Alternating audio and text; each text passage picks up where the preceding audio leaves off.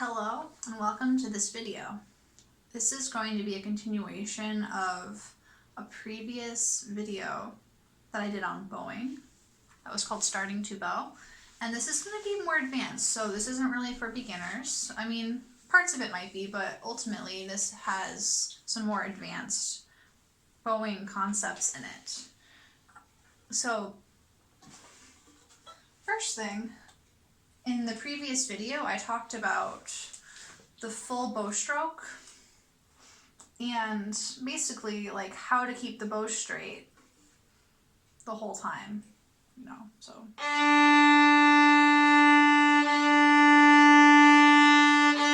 And I talked a lot about the wrist bending, which is the main point there. But another important thing to be aware of is the upper arms movement. So you'll notice that for we call this the upper half of the bow, and this is the lower half. The part that's closer to the frog is the lower half. So when you're at the upper half of the bow, the upper arm doesn't move. So you see how I can just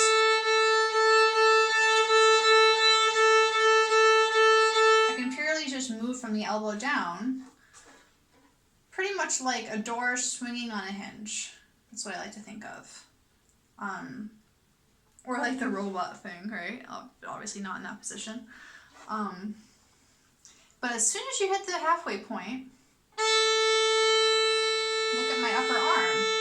It just moved considerably. It moved a lot. So watch that again. As soon as I get here, in order to keep the bow straight, I need to actually move the upper arm. So the upper arm moves my lower arm up farther. So when you're in the lower half of the bow, you actually do need to move the upper arm a lot.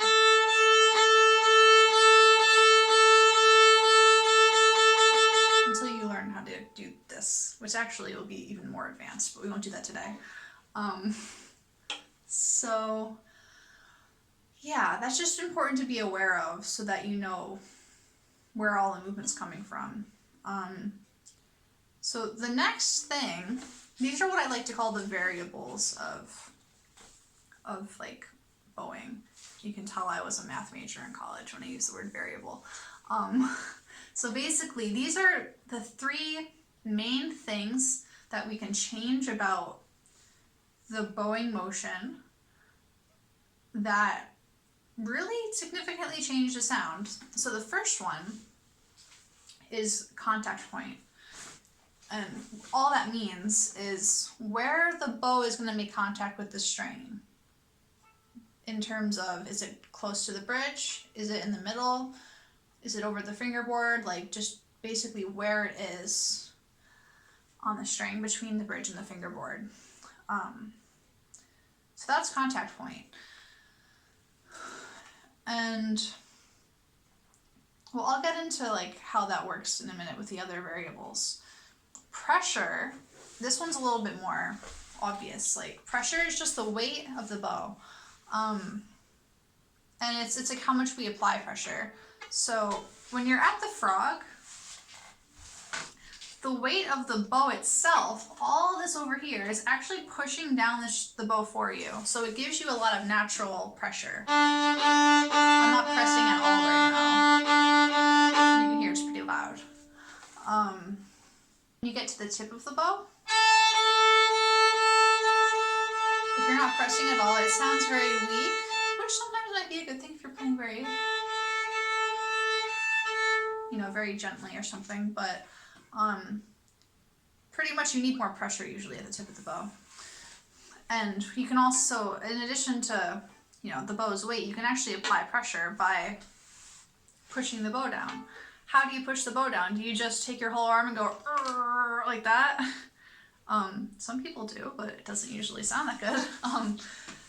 This is actually kind of cool. So the way that we press the bow down is a rotational motion. It's a turning. It's like, in the bow hold, if you check out my video there, or if you just know how to do a bow hold, like we know that it's rotated, it's turned. And one of the reasons that's such a good thing is like that lets us do this. So these two fingers, the thumb and the pointer finger, they act together to rotate the bow this way. It's actually really cool. So pretty much the thumb pushes up, the pointer finger pushes down, and they work together to push the bow down. You can actually see how my bow right now isn't being pushed down. Then when I turn them this way, the bow gets completely pushed down to the strings, the hairs with the bow and the strings. So it's all that rotating. You don't have to go like really like intense with your whole arm. So in that way, it's pretty simple. It's a very natural way to press without all this tension that could happen.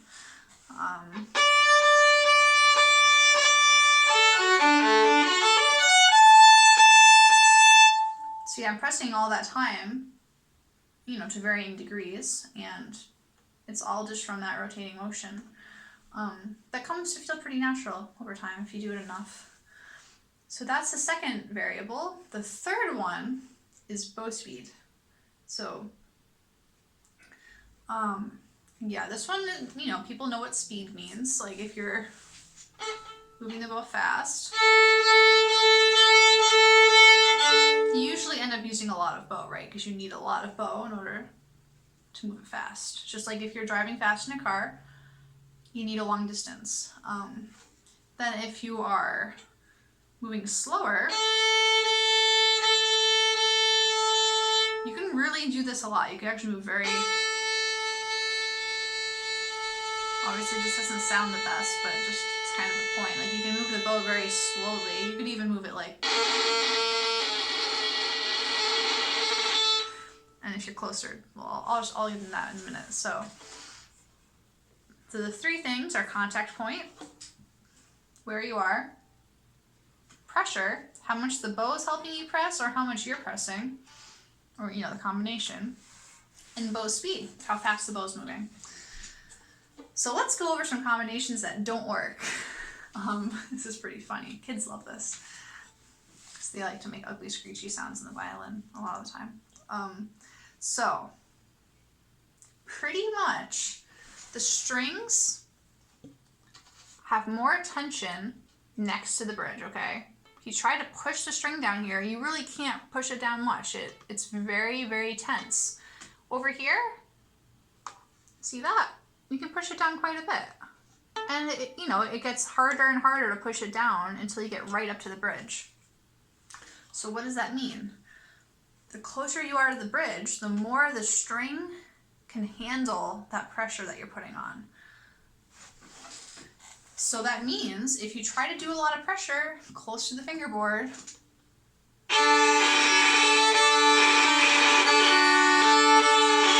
it ends up sounding, I like to call this crackly. You hear how this sound just keeps getting distorted, it kind of cracks a bit. It's not quite scratchy.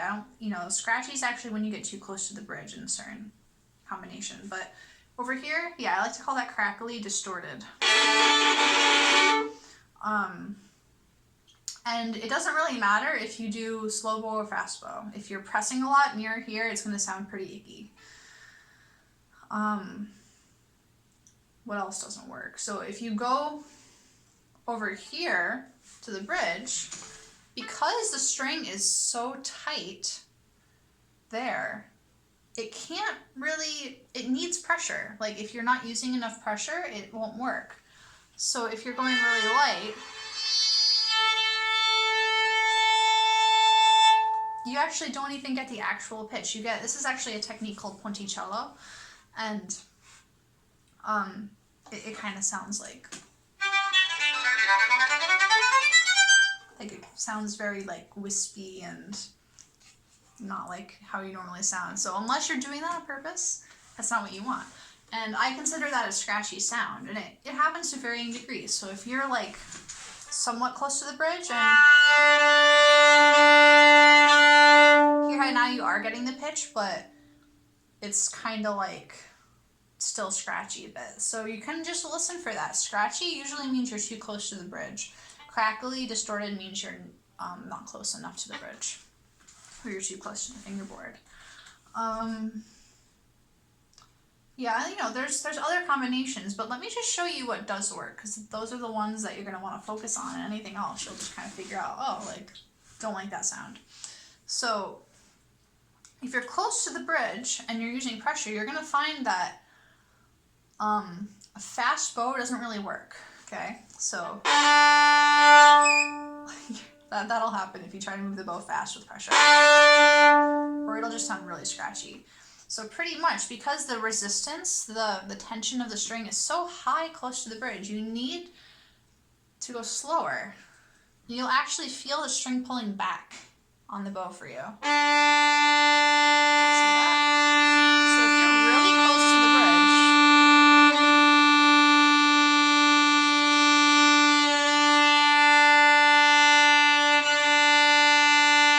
you have to move really, really slow on the bow. And it depends on what string you're on. G string, I never play like that close to the bridge.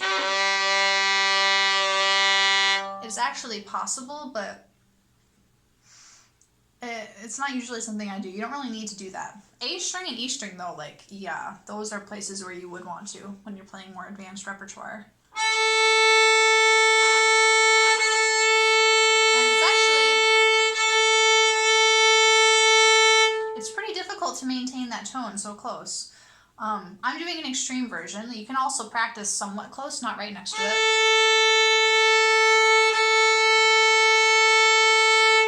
But ultimately, it's really good to just see how close you can get to the bridge while maintaining a clear sound, because it's a very, very powerful way to play. E string especially.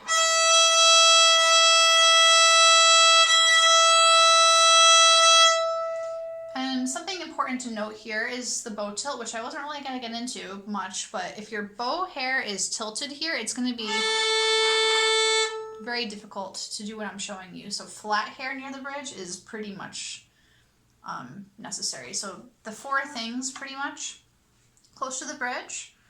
If you're playing close to the bridge, which is the contact point, you need a lot of pressure and a slow bow and flat hair, okay? So that's the extreme, like you're playing really loudly, you know, sustaining a lot. That would be what you need to do. Now, what if we go to the other extreme, really close to the fingerboard? Well, we already found out that pressing doesn't work very well there. So we have to use pretty much no pressure. And you might have already noticed I'm moving the bow very quickly. If I do that with a slow bow, this is what my teacher would say: it sounds anemic. It does, okay? It sounds very weak.